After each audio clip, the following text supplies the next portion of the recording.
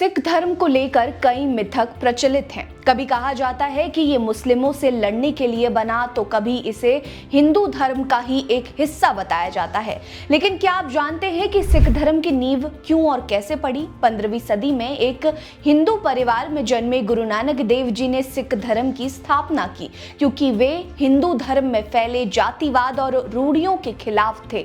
उनका मानना था कि ईश्वर की भक्ति डर या लालच से नहीं, बल्कि सच्चे दिल से होनी चाहिए। उन्होंने एक ऐसे समाज की नींव रखी जहां जात पात से परे सभी को बराबरी का हक मिले, जहां मूर्ति पूजा की जगह जीवित गुरुओं की वाणी को महत्व दिया जाए। सिख धर्म ने कभी किसी धर्म की निंदा नहीं की, बल्कि सभी धर्मों का सम्मान किया।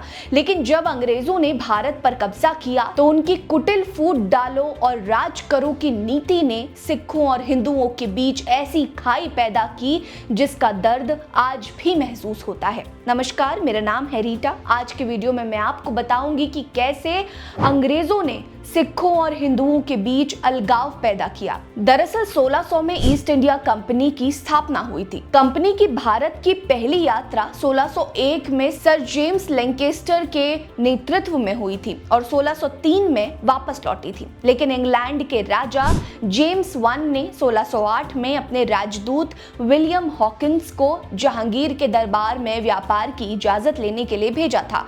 कैप्टन विलियम हॉकिंस सूरत के बंदरगाह पर उतरा ताकि मुगल बादशाह जहांगीर से व्यापार की इजाजत ले सके।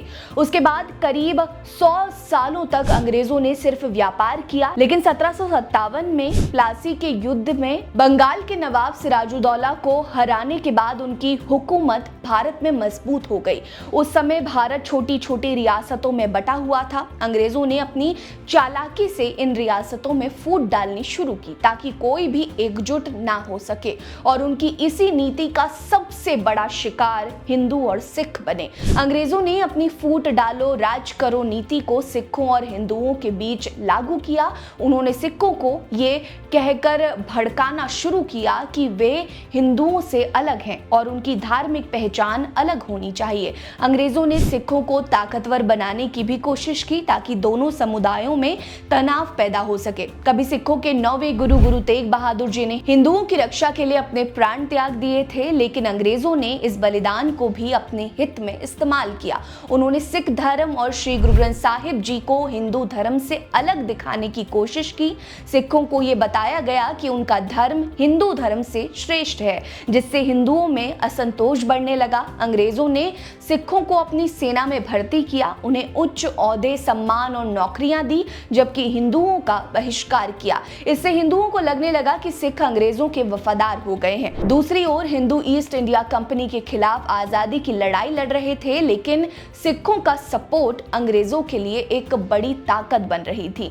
जब 1947 में अंग्रेज भारत छोड़कर गए, तो उससे पहले ही विदेश को कई टुकड़ों में बांट चुके थे और जाते जाते धर्म के नाम पर भी देश को 2 टुकड़ों में बांट दिया। बंगाल, जहां हिंदू ज्यादा थे, और पंजाब, जहां सिखों की आबादी थी, दोनों को भारी नुकसान उठाना पड़ा। इस बंटवारे में हिंदुओं और सिखों का बड़े पैमाने पर हुआ। ये सब अंग्रेजों की साजिश का हिस्सा था, जो कभी नहीं चाहते थे कि भारत के धर्म एकजुट रहे। उनकी नीति ने न केवल हिंदू सिखों में बल्कि मुस्लिमों में भी फूट डाली, जिसका नतीजा आज पाकिस्तान और बांग्लादेश के रूप में सामने है। आपको बता दें कि 1980 के दशक में कुछ अलगाववादी ताकतों ने सिखों के लिए अलग खालिस्तान की मांग उठाई, लेकिन सच ये है कि 95% सिख आज भी भारत के साथ है और देश के टुकड़े होने के खिलाफ हैं। ये मांग सिर्फ कुछ मुट्ठी भर लोगों की साजिश है, जो सिखों को हिंदुओं और अन्य धर्मों से अलग करना चाहते हैं।